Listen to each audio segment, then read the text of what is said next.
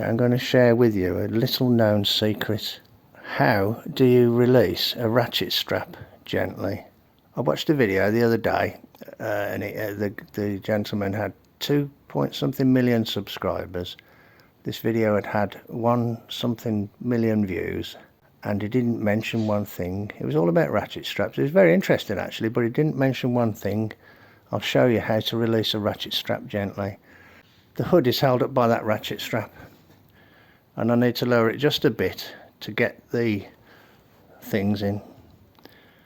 Okay, let's go and look at the ratchet strap. Here we are, classic ratchet strap, relatively small one. Now this pawl here, you can pull back with your finger. You can see that there, right? This pawl here is locked in to the teeth there, and this one here is the one that locks it. Now we all know that this eccentric mechanism here, when you push that straight, it pushes this lock back and it unlocks the ratchet.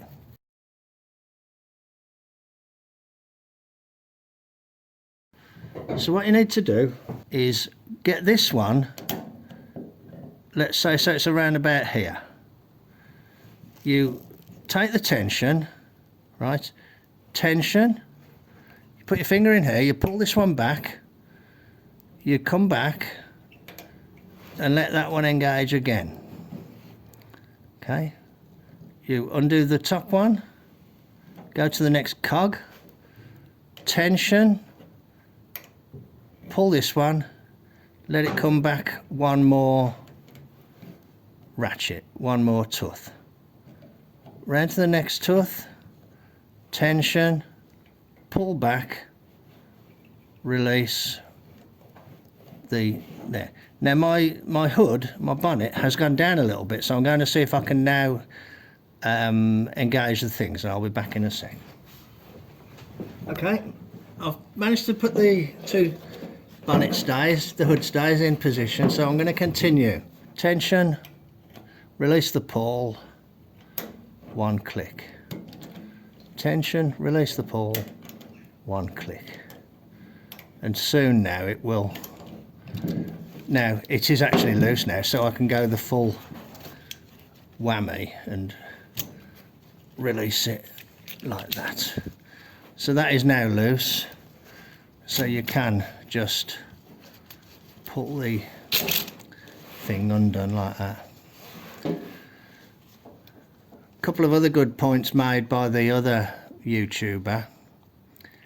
Don't have the bundle in the middle too big, because you need to look upon this as a lever, and the leverage that you've got is reacting against the diameter of that there, so you have to look upon it as a lever, and if this gets too big, you're losing leverage.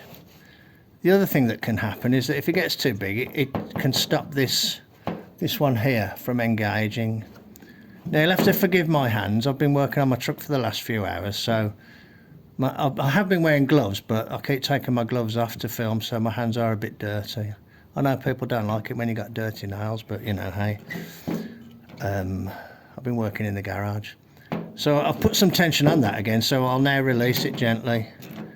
So it's tension, release, one click. Tension, release, one click. Tension, release. And then you'll suddenly realise that there's no tension left on it. Okay? There you go. And that's loose.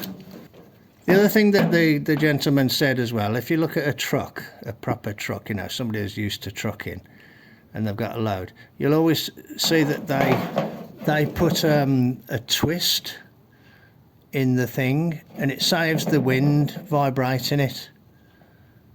So that's always worthwhile. If you've got a long length and you're going to be running along the road on a trailer, you can put a twist in it. What else is there to say? They're very useful, aren't they? And that little snippet of information that I've just showed you about how to release it gently, I don't think that's widely known. because I mentioned it to a friend of mine and he'd never heard of it. And, you know, normally 9 times out of 10 he knows about stuff. Okay, thanks very much. I'll continue to work on my truck now. Cheers then. Bye.